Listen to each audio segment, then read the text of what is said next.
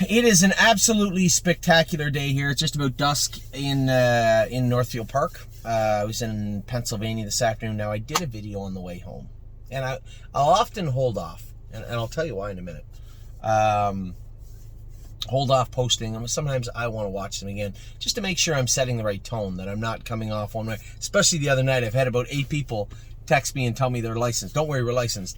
I didn't mean to come off hostile the other night. If I did, I just wanted to remind everybody that it is that time of year where we all have to make sure that we are aware of and completely licensed and ready to go for any of the jurisdictions we're in. I kind of pickpocket is in Saturday, and we get an email from the New Jersey Racing Commission asking about a couple of people. I contacted them, and they in fact either were licensed or were getting licensed today through the NRC, which is great. Thank you very much, everybody, for doing that. As I said, I did a video this afternoon, but you know what I didn't touch on enough is our open house. Kelly and I are in the very preliminary stages of putting everything together. I feel like I'm a little bit late to the party. I wanted to start doing this even 3-4 weeks ago, but we never got the date confirmed. We had to confirm the date with MGM because there's a lot going into the date itself. Now, June the 2nd is a good two or 3 weeks later than we've ever had our Mother's Day open house before. The reason being, the 9th is the day after the Milstein, and they were worried that they couldn't have the place in tip-top shape for the day after such a large crowd and a big party. The 16th is the day after the North American Cup, so that wasn't going to happen. For the simple reason I'm trying to convince people to come, like Scotty or like James or Mark, and with so many things going on, it's impossible to make those commitments. So June 2nd ended up being a great date. Now you might say, well, what about the 23rd? I did think about the 23rd, but with stakes starting in Kentucky, Pennsylvania, the next generation coming up shortly thereafter, New Jersey, end of June, those types of things, it was just cutting it a little close. I would rather be a little early when it came to the babies. June 2nd just means a nice, easy qualifier. Make sure you make qualifying time.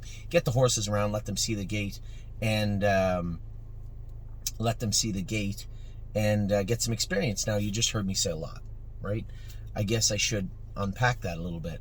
We have convinced the racetrack and in turn the Racing Commission to hold qualifiers on June the 2nd, a Sunday morning. Extremely rare in our industry, and I truly appreciate the work that goes into that. There is a Jason McGinnis race bikes up there. Is that the nitrous with the green? Yep, it is. Okay. Yep.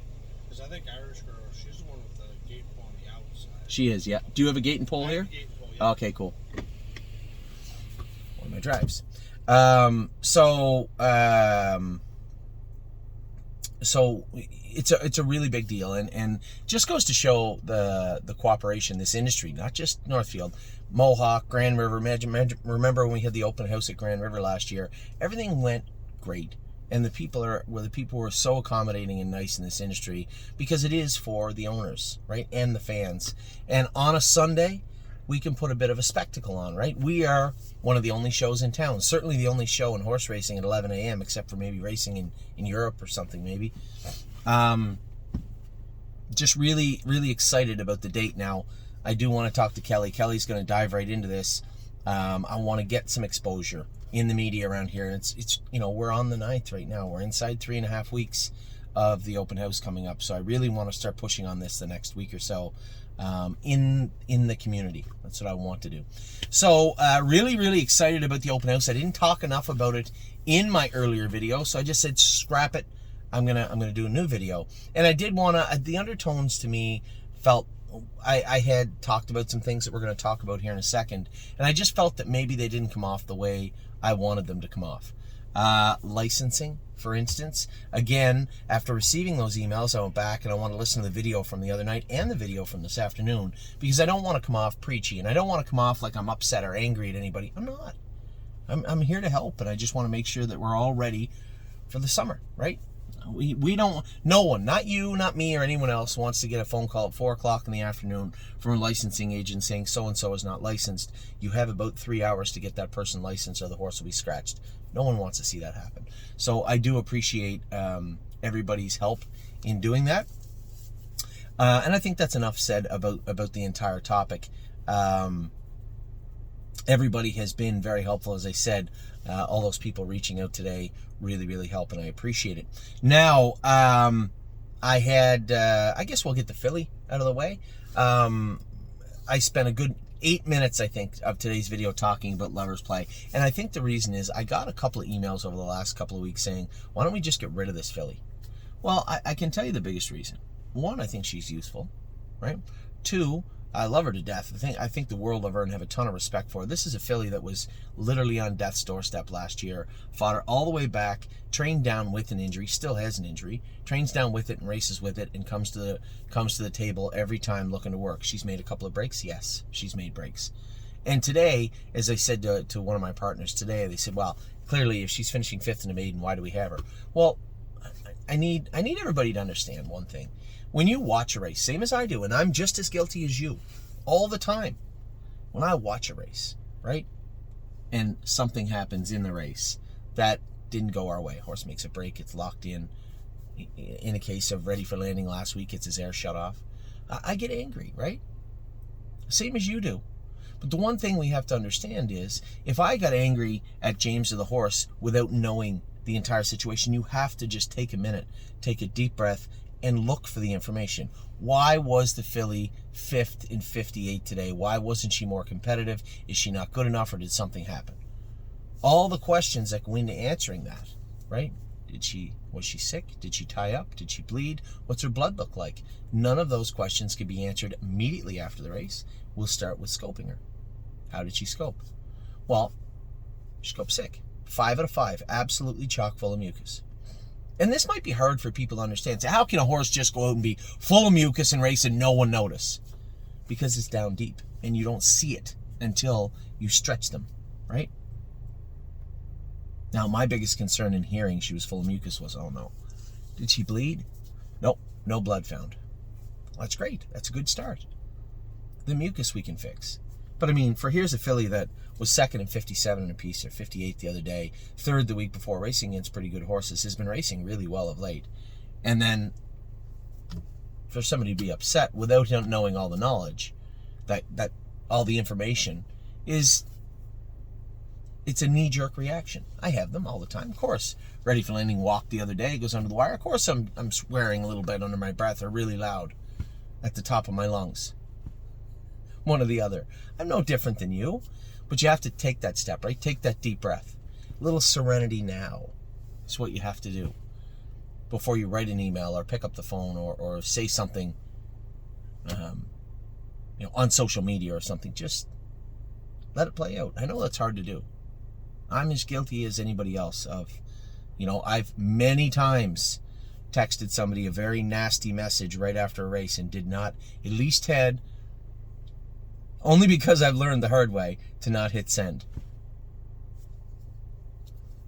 I think you know who I'm talking about. But it doesn't behoove anybody. I like that word. Behoove. Doesn't do anybody any good to just go out there and write that email and send it, right? So for my partners out there, and many of you, from time to time, and this ties into what we're about to talk about, which was the most contentious part of my message today, probably is big or more, at least half or more of the reason I scrapped it. For the people out there that maybe don't want to be a part of Lover's Play, you guys have the one opportunity that most stables don't, most owners don't. You can sell your shares, right? That's why we have the market there. So, and to any of my clients out there that send me that message and say, hey, we got to get rid of this horse, just let it play out, really, just for the evening. You message me the next day, say, hey, Anthony, what took place with the horse yesterday? What was going on? If I haven't done a video, which I likely did, but if I haven't, by chance, be happy to tell you, hey, this is the mare scope sick, or we believe she tied up and we're drawing her blood, or she bled. The worst thing that can happen is that I can say, I don't know, didn't scope sick, no blood. Doesn't look tied up, but we're going to draw the blood work just to make sure. Then we got a problem. But now we're starting to put the full picture together, right? The horse did or did not bleed, was or was not sick. Get the blood work back. Something is wrong or is not. And as you narrow down what it could be, you get a much more full picture, and then you can make an informed decision for yourself, is what I'm trying to get at. So that ties into, as I said, one of the more contentious issues of the week, and that is either horses that'll be leaving. I've got at least 5 emails a day saying, Anthony, you've mentioned it a couple of times that horses are going to be leaving. You guys should have a pretty good idea of who they are by now and shouldn't be shocked. Now, this weekend in particular, I got a number of emails over the last 2 weeks asking, why are some of these 3-year-olds priced, right?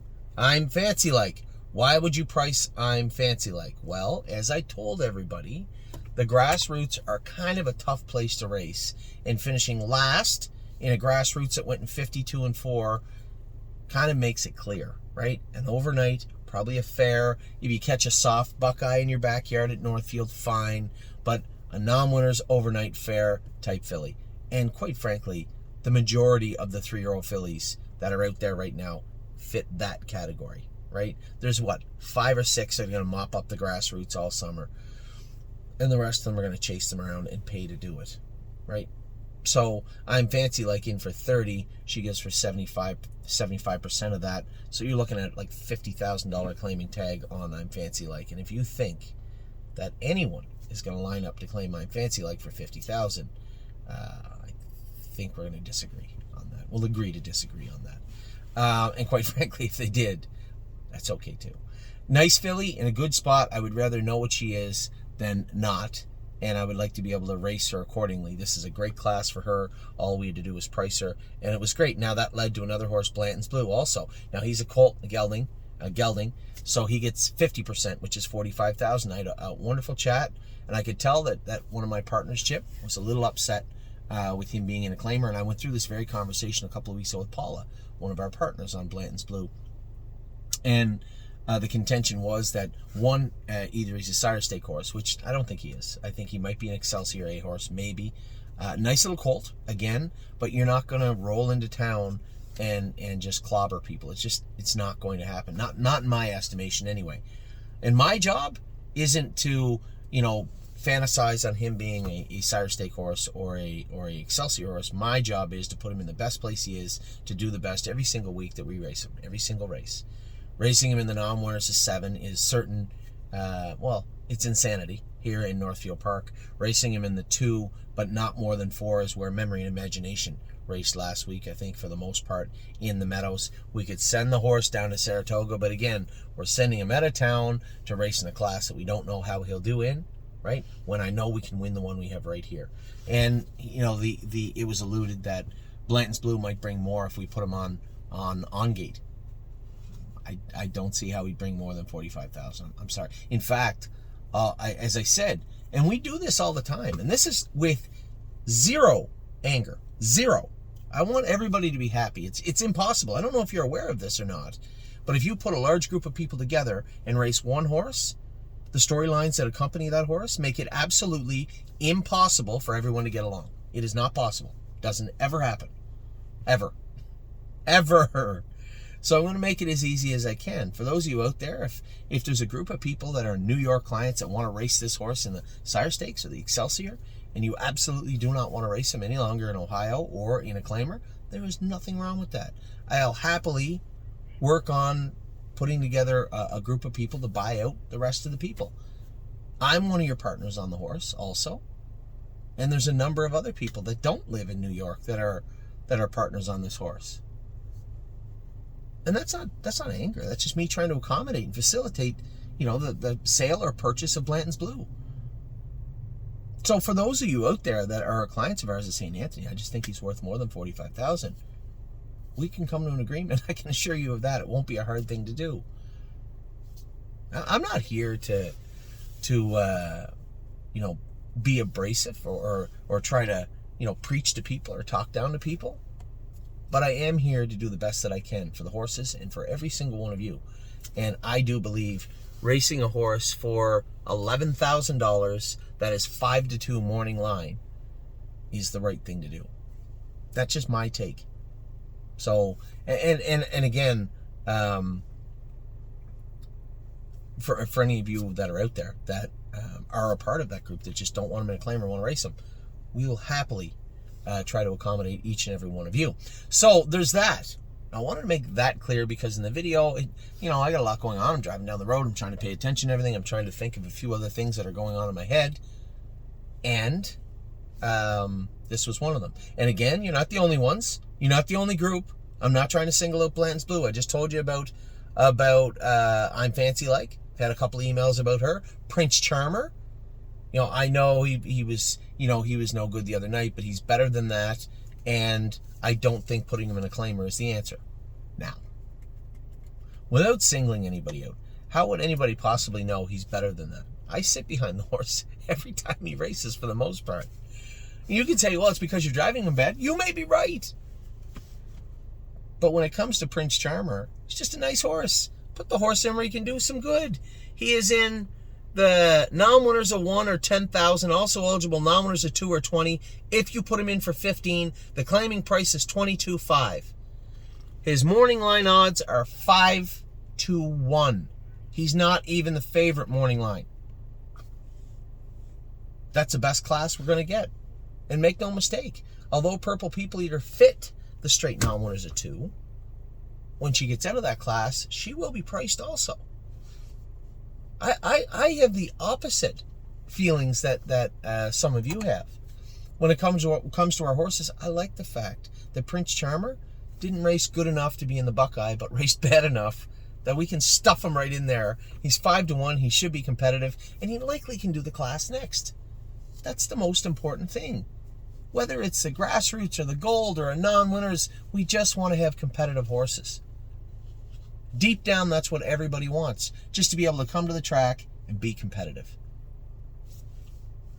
That's the easiest way to put horse racing. And that's my job. My job is to make sure that we can do that on a regular basis. So I wanted to touch on that. I wanted to touch on Lover's Play. I didn't want to rub anybody the wrong way, but I can be as honest as I can. I highly doubt Lover's Play is exiting this barn for the foreseeable future. In fact, if I can race her in a competitive way all through the summer into the fall, we'll probably breed her next year, and I'll likely keep her. Because as I told you 2, 3, 4 years ago, when we kind of dipped our toes in the water of breeding some horses, she is a well-bred filly. You can't get a tougher horse on planet Earth. She is as tough as they come. She loves her work, and she wants to do better. I don't know what more you would want to pass on to any sort of horse on Earth than that. A great work ethic, a good attitude, and tough as nails. So, no, she's likely not going anywhere. Now, J-Port Beach Boy is going to race tonight. Don't really know what I'm going to do from post 8. I can tell you one thing. I'm not going to stay up till midnight and take him back to 8th. Of that, I can assure you, in the most unapologetic way.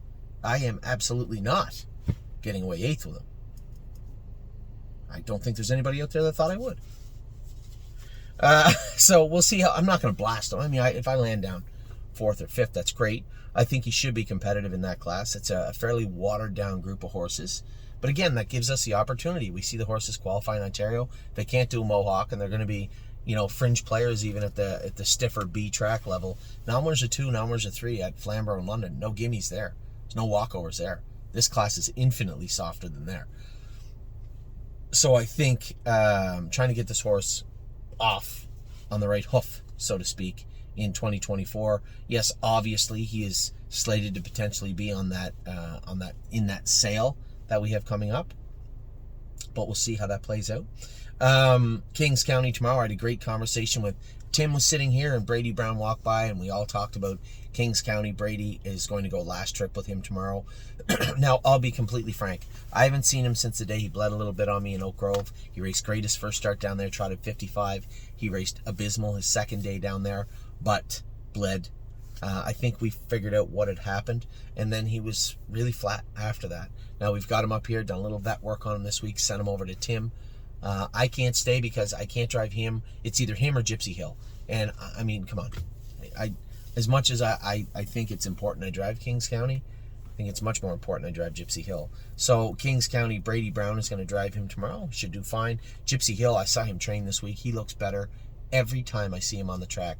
You're going to see this horse get better and better and better and better all summer. I really have to be careful not to be too aggressive with him, which is hard because I'm an aggressive driver. But I have to just tell myself, going behind the gate like I did the other day, don't remove, just sit. And what will happen will, in this regard, the James effect, it will happen. If you continue to bottle him up and bottle him up and bottle him up, he'll come to life. I'm certain of it. He just feels like it. Every fiber of my body says another 2 or 3 or 4 starts like this, and this horse is going to come forward. You're going to see the very best form of Gypsy Hill very, very soon. Drebin, excited to see him race tomorrow. I'm interested to see what we're going to see from Drebin. George of the Jungle has the outside. So he dropped, I believe, 4 seconds from his first qualifier. If he does that again, he'll trot 52 tomorrow. So I'd just like to see him race good tomorrow. It'd be nice. Ready for Landing. Bit of a watershed moment, I think, tomorrow evening for Ready for Landing. Our entire stable across the board is in flux right now. We have horses getting ready to move places. We're thinking of moving horses out of Oak Grove, which means we may have to send some babies there. But then again, that would forego the open house. So who would that be? How would that look? I don't really know what we're going to do just this second, but I can tell you we're not racing Brace for Landing in the open trot anymore. That's an absolute certainty. Militant will likely move out of there because him and Lonely Lake would fit the same class, and neither of them are getting a fair shake racing every 2 weeks, and that is not Eric's fault. Eric and Kathy, as I said yesterday, do you know how frustrating it likely is for them to put their hard work into these horses, then go out in the track at 12 or 15 to 1?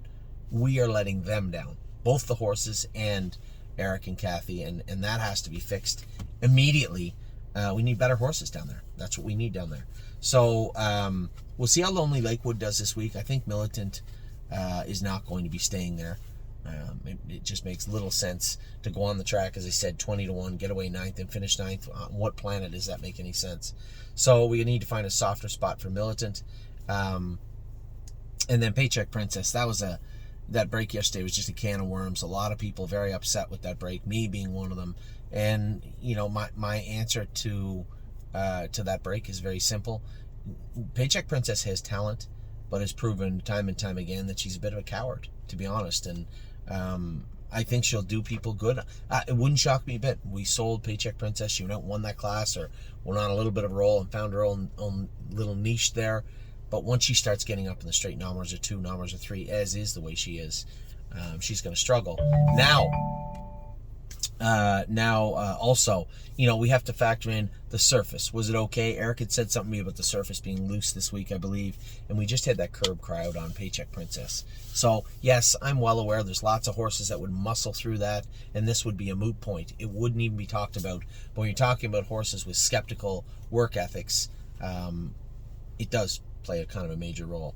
So, as I said, Ready for Landing, jumped off of him. That's a bit of a watershed moment tomorrow. If he makes a break, you'll likely see him leave Canada. I'd like to see the horse race well, but it's not going to be an easy task. The start should be easier for Tyler Borth, but what he does after that, I'm not really sure. Texong Soprano races tomorrow at Yonkers. Interested to see how he'll do. He's just been such a good horse for us since we bought him. And then Halley in the Clouds. I know I could tell that Jody was a little disappointed that he didn't get the drive back, and I was actually going to say to Dominic, I'm, as I said, unapologetic about putting my brother James down. 1, he's the best driver in Canada, and 2, he's my brother, right? So for the drivers that get upset because James gets put back down, I get it, but put yourself in my shoes, right? But put yourself in my shoes. James came up with us, and I watched James work his butt off, going to Clinton, going to Hanover, going to London, going to Flamborough. Everywhere he could drive a horse, Kawartha Downs, everywhere he could drive, he went and drove. Same as everybody else, he put his work in, only he excelled quicker than most, right?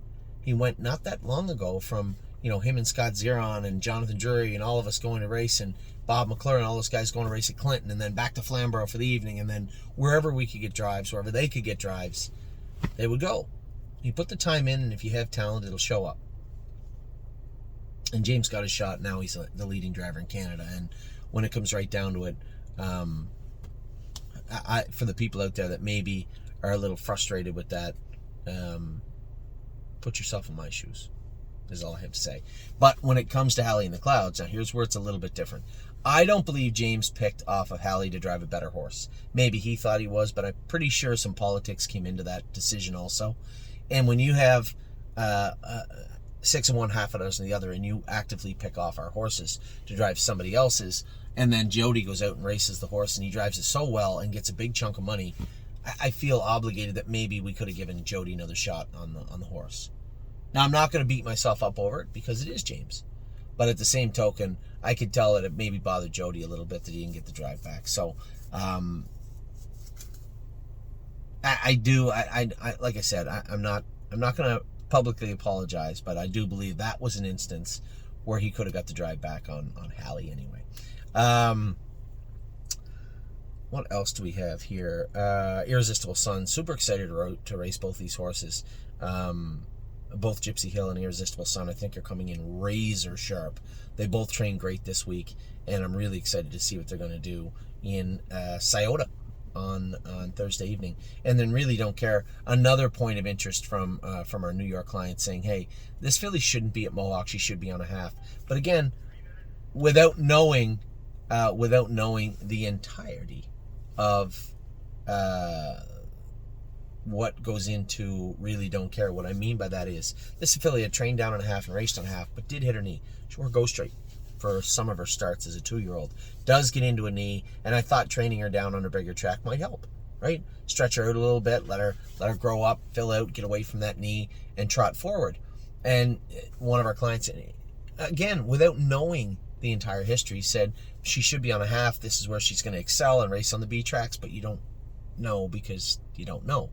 Right? You don't understand that she gets into her knee. And if you try to race her at Buffalo, Batavia, Monticello, and blast her into those turns, and she gets hitting her knee, I can only tell you right now, historically speaking, with a fair amount of certainty, that come August, she's going to get sore, she's going to start making breaks, and she is going to dance the line of uselessness to the point where, you're like, I guess, what do we do with her now? And I think by luck and by intelligence, Megan and Scott did a great job managing 5 fish species last year. Not that different situation, right? At the start of the summer, she was Nommers a 1, Nommers a 2 horse. In no way, shape, or form was she an Excelsior filly. In fact, I think she missed the first 3 or 4, if I'm not mistaken. Then raced her at like Saratoga. She raced good. Buffalo, I think, was there. Batavia, one of those. Kind of hit her away. Now, she didn't hit her knee. She would brush a knee, but Really Don't Care last year would hit it a little harder. Somebody said, well, she shouldn't be at Mohawk. She should be racing on a small track. In theory, looking at the catalog, the program, and knowing somewhat some things about the filly, you have an argument. You have a point. But not knowing all the information kind of erases that, right? And again, that's not a dig at somebody for not knowing. I explained myself as well as I could, but Really Don't Care. I would like to see her stretched out a little bit. I have zero interest in racing her in the first stake, to be honest, at Yonkers, unless she goes out and wows the hell out of me with Chris Christopher, nonetheless, because he's going to drive her easy. Unless she goes out and wows the hell out of everybody, it's pretty hard to draw papers and just ship her south of the border, with a smile on her face because she's heading to a stake race. I think what we need to do is allow her to race, and this will happen. Just allow stuff to unfold in front of you first. Go out and race Really Don't Care. Take the feedback from Harry. Take the feedback from Chris Christopherow. And then say, this is what we have, and this is what we are going to do, and this is what we are not going to do. And if that's Yonkers or Saratoga or anywhere else or staying at Mohawk, so be it. Just let it unfold first, I think is what I'm trying to say. So that's Thursday. Man, we got 10 horses racing on Thursday. Collector makes his first start at Scioto on Friday. Very interested to see that. I see JK Victory is in on Friday. Insider Trading. Dave Pallone wasn't coming till the 5th race. He had a golf tournament. And I called him and said, hey, man, can you shoot well? Maybe get out of there a little earlier. You're in the 5th or the 4th with Insider Trading. He said, yeah, I'll come drive her. So that's good. I think the only change we'll make with Insider Trading will be maybe let her hobbles out a little bit this week. They look tight to me. Dave said they were tight. Tim said they were tight. I think 2 holes. I think 2 holes will suit her well. Memory and Imagination, Ronnie Wren's driving the favorite from the outside. Now he's got a stake race 6 days later in Massachusetts. So I'll talk to Ronnie a little bit more about him. I'd rather not have him gunned. But at the same token, win when you can. Win when you can. but do it in the most conservative way. All right, that's the message I'll be conveying to him. And Winter Bell's race on Friday also. She too is going to find herself more than likely. And somebody said the other day, do you know she pays 55, come like 26 and 4, 27? Yeah, but just one running the horse for a quarter of a mile is not going to make a racehorse for the most part. You might be able to find yourself into a couple of good lines, and she'll picks up fourths and fifths, but not really what we're looking for. So we are going to be selling some horses that are going to be useful in overnight races to people, say buying a Winter Bells and taking her to Saratoga, or if you're just happy to race her in the Prospect Series at Lake Clinton or Leamington, Grand River, Flamborough, things of that nature, then so be it. Horse for you. She's 100% sound, and that might be your horse, but it's not what we're looking for. And again, that will draw some criticism from the crowd. People saying it is what we're looking for, and it should be what we're looking for. But, as I've said time and time again, we're looking at useful horses that can make a splash for the stable, and racing at Leamington, Grand River, Flamborough, and London are not them. So no, she is not a stable horse. So, with that, and then I can't be remiss if I didn't talk about 3 very, very important horses. Time is on my side. I am so excited to see this horse race with Mark. Going to a softer surface, had some vet work done on him. First start Lasix. He did bleed a little bit the other day. I'm so excited to see this horse race on Saturday. I can't wait. The second most important thing in my Saturday.